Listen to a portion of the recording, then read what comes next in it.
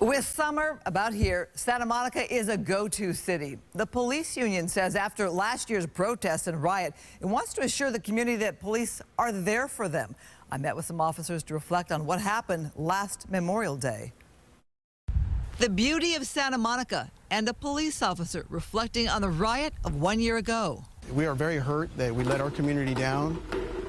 We felt terrible.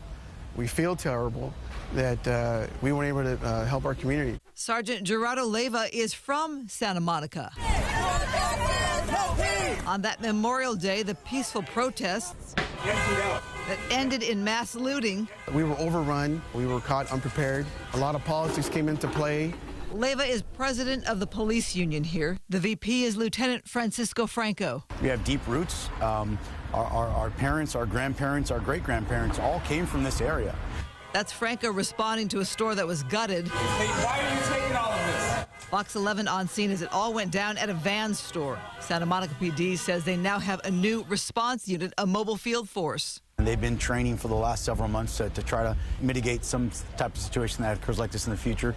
But as far as the Police Officer Association standpoint, yeah, we've taken more of a stance to make sure that we put safety first, not money. We were running on that mindset that budget was an issue.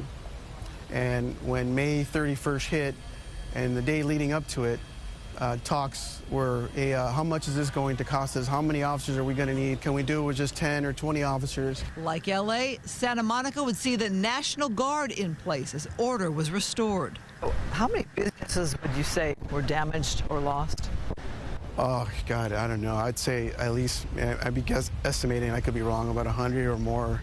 A lot of businesses, maybe 200. Santa Monica's chief of police, Cynthia Reynaud, retired. The city released an independent report that had 44 recommendations. Former SMPD Chief Jacqueline Seabrooks returned as interim chief. And she came back to help us out at a time where we really needed help, not just as a department, but we were hurting as an organization.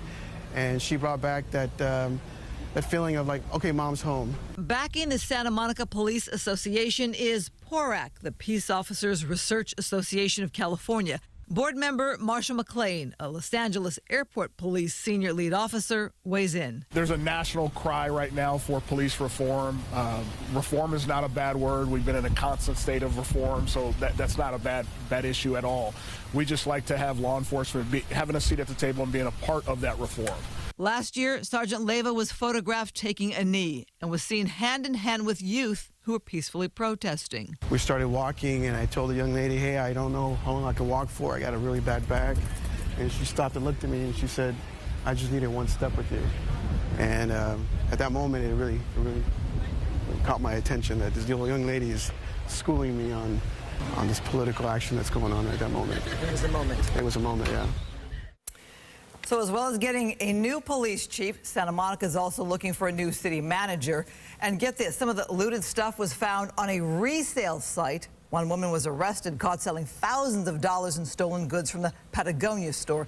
Santa Monica PD found her. I was struck by that comment, mom's home. Yeah, so what about the crime statistics in the area? Let me just get back to Jacqueline Seabrooks. She was the city's first African-American female patrol officer. Okay, so crime stats. Like many cities, crime is up. 16% they say in Santa Monica, but they've had 0 murders this year.